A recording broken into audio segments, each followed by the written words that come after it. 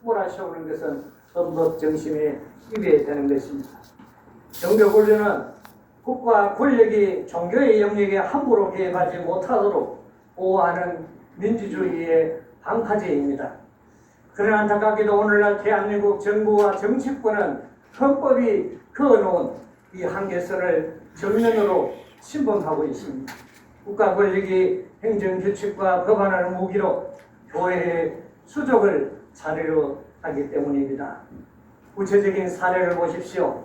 최근 정부가 추진하는 세법 시행령 개정 움직임은 해외로 나가는 선교지로 향하는 순수한 선교 후원금에 정예세를 부여하고 교회가 기부금 세제 혜택을 대폭 축소하려 하고 있습니다. 이는 공익법인의 회계 투명성 강화라는 명분을 내었었지만 실상은 교회의 본질적인 복음 전파 활동과 교회의 선교 사역을 재정적으로 옥죄는 재정적 보사 작전이나 다름없습니다. 지금 대한민국의 정부 국회 위정자들은 유교의 그 전쟁 부하들이 해외에서 선교비를 주는 그 선교비로 주린배를 채우던 시절을 모르십니까? 그 선교비로 병원에서 치료받은 사실을 잊었습니까? 더욱 심각한 것은 정치권에서 발의되고 논의되는 일병 종교법인 해산범과 민법 개정 시도입니다. 이는 국가가 행정처벌이나 특별법을 통해서 언제든지 마음만 먹으면 특정 교단의 등록을 취소하고 그 재산을 몰수할 수 있게 하려는 법의 탈을 쓴 명백한 종교 탄압 법인입니다. 오늘 여론의 비호감을 받는 타인을 겨눈 그 제도적 칼날이 내일은 우리 모두의 교회를 겨누지 않는다고 과연 누가 보장할 수 있겠습니까? 우리 정치권은 자신들의 정치적 무능이나 위기를 모면하기 위해 혹은 표심을 모으기 위해 특정 종교를 정치적 희생양으로 삼는 구태를 반복하고 있습니다. 대중의 비호감 여론의 편성에 특정 종교를 사회 악으로 낙인찍고 공격하는 것은 정치적 이득을 위해 헌법이 보장한 신앙의 자유를 짓밟는 지극히 비열한 권력 남용입니다.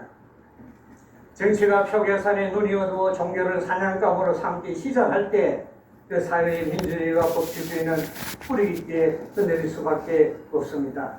그리고 이 법치주의 원칙은 사회적 비호감에 존재하는 종교라 할지라도 예외 없이 똑같이 적용되어야 합니다. 제가 오늘 특정 교단을 대변하거나 그들의 신앙을 옹호하고자 이 말씀을 드리는 것이 아닙니다. 아무리 논란이 있는 집단이라 할지라도 국가의 사법권 행사는 오직 법과 객관적 증거에 따라서 예외 없이 똑같이 적용되어야 합니다.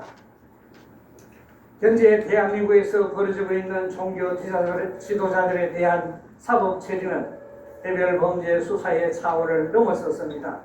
선거 기간 동안 반대편에 서서 발언을 했다고 해서 그것을 문제 삼아 기독교 교단의 손흥민 목사에 대한 그런 독방 구속부터 시작해서 세계평화통일가정연합 한학자 총재의 구속 기소, 그리고 신천지 이만희 총회장에 대한 기소와 후금에 이르기까지 국가 권력은 종교의 영역에 거침없이 사법적 칼날을 휘두르고 있습니다. 이는 국가가 정치적 정적을 세가하듯 종교 지도자들을 순차적으로 단죄하고 여론의 비호감을 빌미로 종교의 자율성을 짓밟는 명백한 정치적 표적 수사입니다. 특히 신천지 이만희 총회장에 대해 검찰이 정당법 위반 혐의로 기소한 사건을 보십시오. 이 혐의의 핵심 쟁점은 자발적인 정치적 의사 표현인지 아니면 정당법이 금지하는 강제적 공모의 행위인지에 대한 법리적 다툼이어야 합니다. 그러나 수사 과정에서 사법당국이 종교단체의 내부 신앙 고백과 교리 구조, 신도들의 성경 공부 내용까지 모두 수사 대상으로 삼는 것은 구체적인 위법 행위가 아닌 교리 자체를 심판하려는 표적 수사이자 헌법적 신앙의 자유에 대한 정면 침해입니다. 국가가 판단해야 할 것은 구체적인 헌법상 유효성이지 그 종교단체가 무엇을 믿고 어떤 도리를 가르치는 것까지가 되어서는 안 됩니다.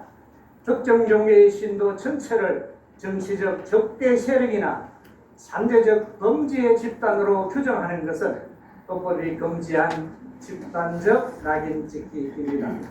더욱이 사법 절차에서 무죄 추정의 원칙과 과잉 금지의 원칙은 완전히 무너졌습니다.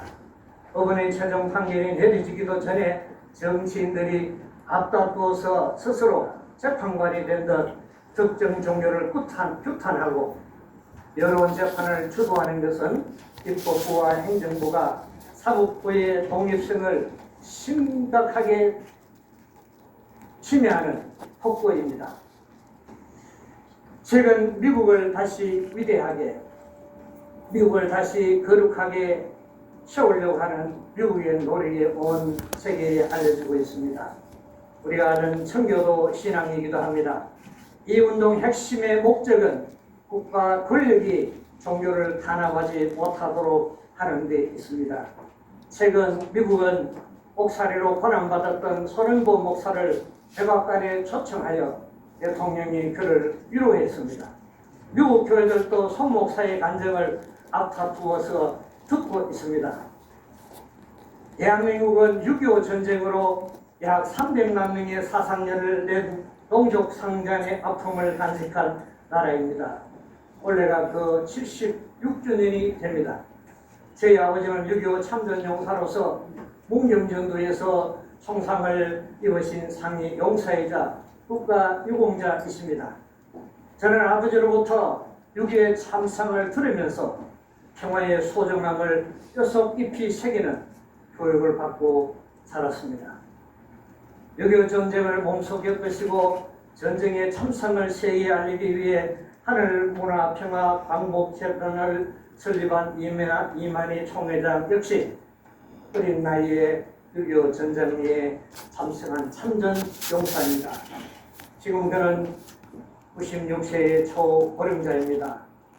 법적인 잘못을 떠나 정거인들이나 토지의 우려가 없는 96세의 초고령자에 대해서 즉시 40도가 오르내리는 이 폭염 속에서 구속 수사를 강행하는 것은 형사소송법상 구속 요건을 오남용한 예비적 형벌이자 인도주의적인 폭거입니다. 과연 참전용사들이 안 계셨더라면, 그분들의 피 흘림이 없었더라면 오늘날의 대한민국이 자유민주주의 국가로 존재할 수 있었겠습니까? 96세 참전용사에 대한 폭염 속 구금 처우는 우리 사회의 사법 절차가 보편적 인권과 적법 자체의 원칙을 버리고 정치적 단죄에 몰두하고 있음을 보여주는 씁쓸한 안면입니다. 앞으로 이처럼 국가가 교회 내부 활동과 교리를 수사 대상으로 삼거나 또 표적 세무조사 강제 해산 등으로 압박하는 것은 대한민국 헌법 정신을 스스로 부정하는 행위입니다. 이러한 현실을 바라보면서 저는 목사로서 하나님의 말씀을 상고해 봅니다. 아모스 5장 24절의 말씀입니다. 오직 공법을 물같이 정의를 하수같이 그릴지로다. 아멘. 아모스 선지자에 선포한 하나님의 공의는 정치적 진영에 따라서 이리저리 구워지는 고무줄 잣대가 아닙니다. 권력자에게도 종교 지도자에게도 대중에게 외면받는 자에게도 동일하게 흘러야 절대적 기준입니다. 이에 우리는 정부와 정치권에 강력히 촉구합니다. 하나, 종교의 자유를 위협하고 교회의 재정적 체가를 물리는 정열세와 법인세 개정 시행을 철회하고 정치 압박을 즉각 중단하라. 하나, 종교법인 해산이라는 위헌적 입법 시도를 철회하라. 하나, 사법부의 독립성을 침해하는 여론재판과 인권 침해적 구속수사를 즉각 중단하라. 중단하라.